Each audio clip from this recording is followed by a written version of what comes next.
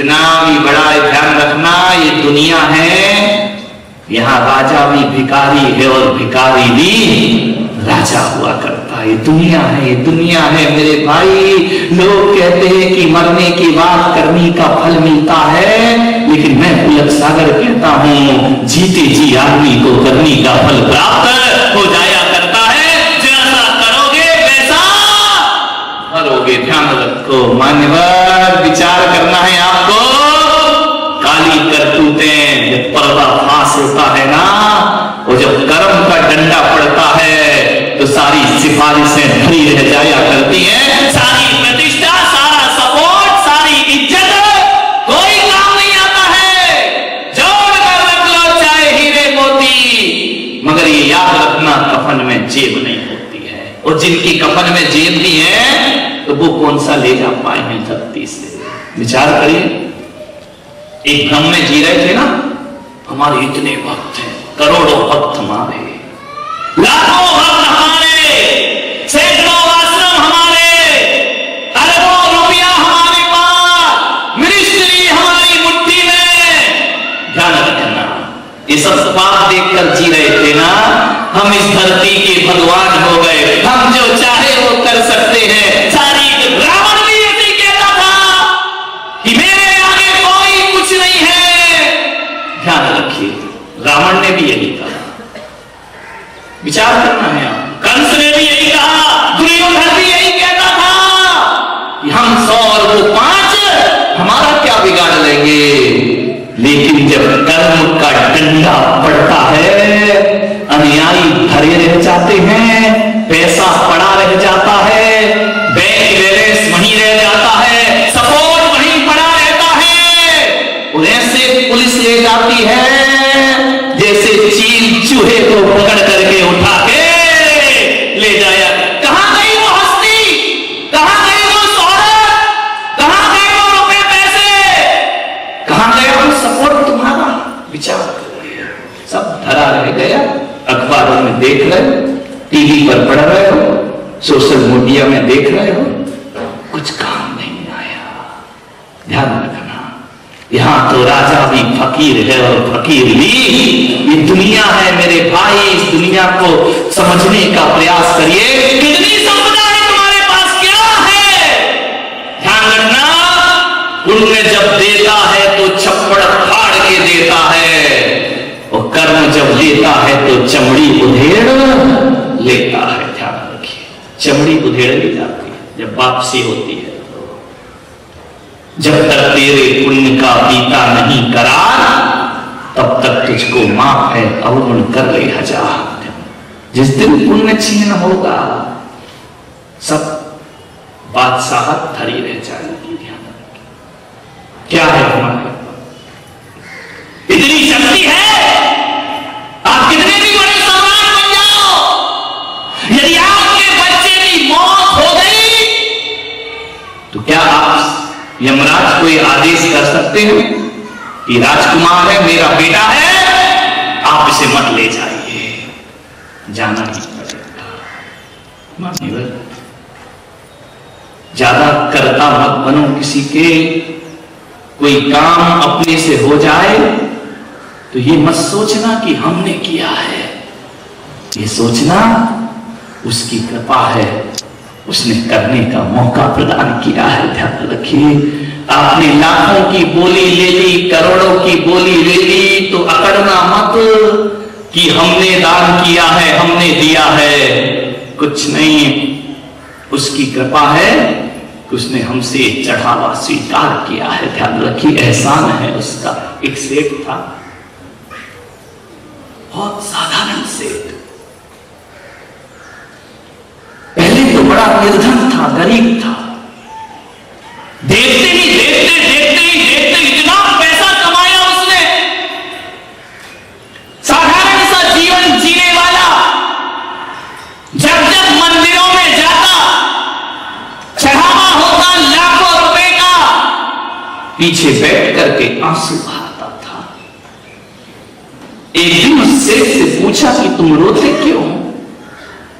बोले, मैं इसलिए रोता हूं कि मेरे पास चढ़ावा लेने का पैसा नहीं है। मेरे जीवन में कभी वो दिन आएगा कि मैं भी बड़े से बड़ा चढ़ावा लेकर भगवान का अभिषेक कर सकूंगा, पूजा कर सकूंगा, पाठ कर सकूंगा। आज मेरे पास कुछ नहीं है, पीछे बैठ जाता हूं आकर, और जब जब भगवान का अभिषेक प्रक्षाल होता, उसके नैनों से अश्रुधारा बहती। क्या मुझे ये सौभाग्य कभी प्राप्त होगा? रोज रोता हूं मंदिर में जाकर कि 2 वक्त की रोटी नहीं है मेरे पास, मैं कैसे भगवान की पूजा करूं, अभिषेक करूं? ना जाने क्या हुआ, कैसी किस्मत बदली। यहां भगवान का नमन होता, वहां नैनों से आंखों की अश्रु की धारा बहती। ऐसी किस्मत पलटी, ऐसी पलटी, देखते देखते अरबों रुपए कमा लिए उस सेठ ने, कोयले के धंधे में करोड़ों रुपए कमा लिए। इतना पैसा, इतना पैसा, लेकिन कपड़े वही पहनता जो पहले के थे। इतना पैसा पाने के बाद भी पैदल चलता, कोई गाड़ी नहीं। जैसी हालत पहले वैसी हालत अभी। एक दिन उस आदमी ने हमारी सभा में लाखों रुपए का चढ़ावा लिया। शकल देखो तो ऐसा लगे कि यार ले तो लिया, ये देगा या नहीं देगा, इसकी पीढ़ियां चुका पाएंगी या नहीं चुका पाएंगी। मैंने देखा, मैंने कहा यार ये आदमी लाखों रुपए की बोली ले रहा। समाज के लोगों से मैंने पूछा ये सही है या गड़बड़ मामला क्या है? बोले नहीं महाराज लेने दो उसको। मैंने कहा पैसा दे देगा? अरे बोले देगा महाराज। मैंने कहा शकल से तो ऐसा पुराना सा शर्ट पहनता, पुरानी सी पैंट पहनता है, कोई साल नहीं, और आज भी इतना पैसा होने के बाद भी किराए के मकान में रहता है, बात क्या है? बोले महाराज उसको बोली ले रहे। उसने बोली ली, लाखों रुपए की ली। मैंने उसे बुलाया, मैंने कहा इधर आओ सेठ जी, कमरे में आओ। कमरे में पहुंचा, मैंने कहा सेठ इतनी लाखों की बोलियां। नजरें झुका ली। मैंने कहा कपड़े ऐसे पहनते हो, ढंग के कपड़े भी नहीं तुम्हारे, आज भी तुम साइकिल में आते हो, गाड़ी नहीं तुम्हारे पास। बोले मेरे पास कुछ नहीं महाराज, बस जो कुछ है बाबा का दिया हुआ है, प्रभु का दिया हुआ है। तो मैंने कहा ऐसा जीवन क्यों जीते हो, लाखों की बोली हो, कपड़े भी ढंग के नहीं पहनते हो?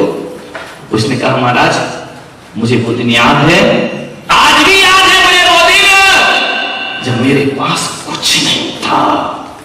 ये कपड़े थे, ये फटी टूटी चप्पलें थी। मैं उन दिनों को भूलता नहीं हूं महाराज, लेकिन एक बात जरूर आपसे कहूंगा कि जब मैं भगवान का अभिषेक देख देख कर रोता था कि मुझे अभिषेक करने का अवसर मिलेगा या नहीं मिलेगा, तो मेरे नैनों के आंसुओं की ऐसी प्रार्थना भगवान ने सुनी कि आज मुझे माला माल कर दिया। तो मैंने कहा तू बड़ी कोठी बना के क्यों नहीं रहता? बोले इसलिए नहीं रहता महाराज कि ये पैसा मैंने पूजा के लिए मांगा था, भोगों के लिए नहीं मांगा था। इसकी इबादत में इसलिए कर रहा था कि तेरा अभिषेक करूं, और आज उसने दिए हैं तो मैं उसका अभिषेक छोड़ दूं और रहने के लिए मकान बनाऊं। महाराज लाखों रुपए दान करता हूं, कहीं मंदिर बनाना हो तो मुझे याद करना, कहीं मूर्ति बनाना हो तो मुझे याद करना, लेकिन मेरा संकल्प है मैं अपना घर कभी नहीं बनाऊंगा, क्योंकि ये दौलत मुझे प्रभु की कृपा से प्रभु ने प्रदान की है। इसमें मेरा कोई हक, ये सौभाग्य है मेरा कि आज मैं अभिषेक कर सकता हूं, शांति धारा कर सकता हूं मैंने अपने लिए। और मुझे याद है महाराज ये दिन वो था जब मेरे पास कुछ नहीं था, और एक दिन आज है जब मेरे पास बहुत कुछ है। लेकिन मैं ये बात नहीं भूलता कि एक दिन फिर वापस वही लौट कर आ सकते हैं। इसलिए मैं अहंकार में नहीं जीता हूं, मैं दिखावे में नहीं जीता हूं, मैं शांति की जिंदगी गुजार करके अपना जीवन सार्थक। जब वो दिन नहीं रहे महाराज तो ये दिन रहेंगे, इसकी कोई गारंटी आज है कल नहीं रहेगा। इस संसार की मोह माया मैंने केवल इसलिए अर्जित की है कि प्रभु की भक्ति में अपना जीवन लगा दूं। ऐसे लोग सब में दृष्टि हुआ करते हैं मेरे भाई। आप सोचते हो ना कि मैं नहीं होऊंगा तो घर नहीं चलेगा, मैं नहीं होऊंगा समाज का क्या होगा, मैं नहीं रहूंगा देश का क्या होगा। कोई फर्क नहीं पड़ता तुम रहो या हमारे पुरखे भी मेरा मेरा कहते कहते दुनिया से चले गए। क्या हुआ उनका? ये मेरा है, वो मेरा है, ये परिवार मेरा है, ये घर मेरा है। छिपकली कह रही है मैंने छत को संभाल रखा है। पागल, उस छिपकली से कहो कि बहन नीचे आओ, तुमसे बात करना है, अगर नीचे आओ। छिपकली कहे कि मैं नीचे नहीं आ सकती। क्यों नहीं आ सकती? मुझे आपकी चिंता है। मेरी क्या चिंता है? बोले मैं यहां से हट गई तो ये छत गिर जाएगी और तुम मर जाओगे। छिपकली की सोच है तुम्हारी। मैं नहीं रहा तो गृहस्थी कैसे चलेगी, मैं नहीं रहा तो परिवार कैसे चलेगा। तेरे जैसे लाखों आए, लाखों इस माटी में, किसके बिना क्या नहीं चलता।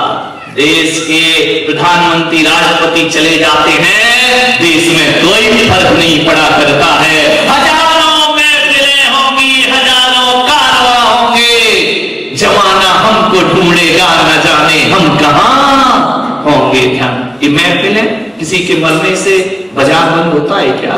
अरे हो भी जाए तो कितनी देर को होता है? 1 घंटे 2 घंटे, दिन भर, दूसरे दिन फिर महफिल संजाया करती है। किसी के आने जाने से दुनिया में कोई फर्क नहीं पड़ता है। सुबह अर्घी उठती है और शाम को गूंज उठी शहनाई, बारात की तैयारियां प्रारंभ हो जाए। इस जमाने में हम रहे या ना रहे कोई फर्क नहीं पड़ेगा। ध्यान रखना, किस भ्रम में जी रहे हो। मेरे से दुनिया चल रही, मेरे से घर चल रहा है, मैं नहीं होगा तो ये नहीं होगा। कोई फर्क नहीं पड़ता इस दुनिया में। कहां गए चक्री जिन जीता भरत खंड चारा, कहां गए वो राम और लक्ष्मण जिन रावण मारा, कहां गई रुक्मणी सतभामा और संपत्ति सगरी, कहां गए वो रंग महल और सुवर्ण की नगरी। नहीं रहे वह लोभी कौरव जूझ मरे रण में, और गए राज तज पांडव बन को अग्नि लगी। कहां गए वो सम्राट, कहां है वो रावण, कहां है वो सिकंदर, कहां है वो महायोद्धा अर्जुन युधिष्ठिर भीम। इनके नाम निशान नहीं है धरती पर मेरे भाई। कहां गए राम लक्ष्मण जिन्होंने रावण को परास्त किया? कोई नाम निशान नहीं। तुम्हारे पुरखे कहां गए पता है? बोलो, है पता? जयकुमार, कोई एड्रेस, कोई फोन नंबर, कोई देगा यहाँ इंटरनेट, ईमेल, वेबसाइट? कुछ नहीं। हम भी ऐसे ही चले जाएंगे, जमाना हमको ढूंढेगा, न जाने हम कहां होंगे। आखिर चलता किस पर अकड़ा अकड़ा फिरता है आदमी। आज है कल कुछ ना रहेगा। ऐसी दौलत कमाई है, ऐसा मकान बनाया है, ऐसी कोई व्यवस्था है कि मौत आए और तुम मना कर दो कि मुझे अभी नहीं जाना है।